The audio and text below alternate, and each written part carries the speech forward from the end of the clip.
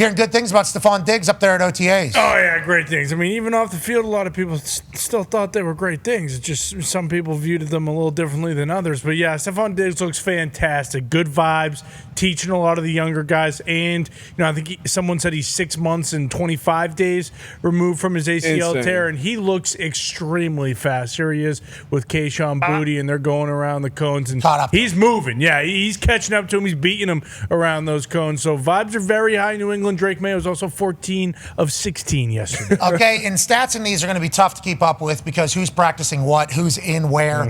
Is this the first time they're running a play? It's hard to just go off of stats and OTAs because you have no idea who's working on what at that time. Because there might be some DBs working on some new shit, so they might get cooked. Now, there also might be something the quarterback's working on where he might be missing a little bit. So it's hard to just judge specifically off of stats and OTAs. You got to watch the film. In the film that I saw of Stefon Diggs, not just out of the practice, he posted something on Instagram of him working out. He's out of an ACL right now, and obviously everything else that has been talked about, very much so. It's unbelievable how fast, explosive, quick, and his hands are just so seemingly spectacular all the time. Yeah, a lot of times it's always a lot of other shit around like wide receiver one specifically, but when it comes to the work and the work ethic, like Stefon Diggs is up there.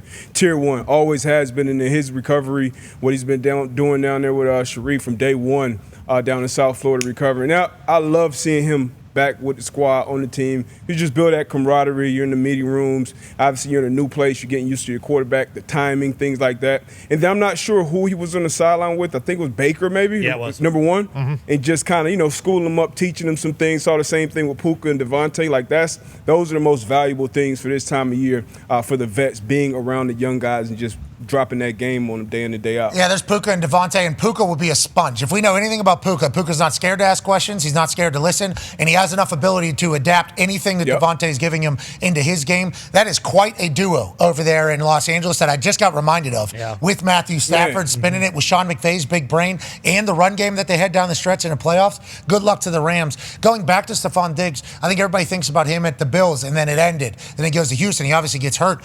When he was playing with Houston, he was playing well with Houston. Remember, C.J. Stroud was doing it again, and he had Stefon Diggs, and Stefon Diggs gets hurt. When he got hurt, what was he? I believe he was 7th in the NFL in catches. I'm not sure how many touchdowns he had, but I know he had 2 week 1 in Indianapolis. So people acting as though he was, bad last year, and I think that might have been because the Texans and him agreed to a 1-year deal, so he wasn't playing on big money. But he was 7th in the NFL in catches, and C.J. Stroud was top 5 in passing yards. And we saw kind of what happened in the middle of the season with the Texans, where they kind of fell off and then completely went to, Joe Mixon. And granted, Nico Collins also got hurt. But acting as though Stefon Diggs is just some schlub now is a little ridiculous. And if he can get 1 or 2 of these guys, anytime you get into a very public relationship, that's going to happen. Yeah. People are going to attack you. I mean, that's what it is. But he's built for it.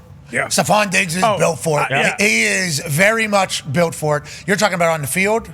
I'm saying like when the contract was signed and it was 3 years, $69 million, and everyone was like, what an overpay. And then, of course, after the fact, it comes out, it's really a 1-year deal with $15 million cash and a bunch of incentives. But when that happened, I meant is when everyone was acting like yourself. Look, the guy likes to be on a boat and have some fun. Who doesn't? I do.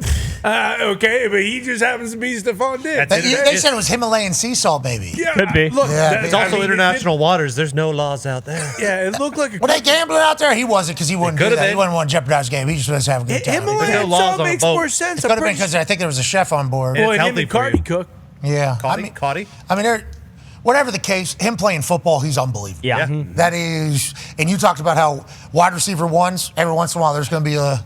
Hey, you're going to have to...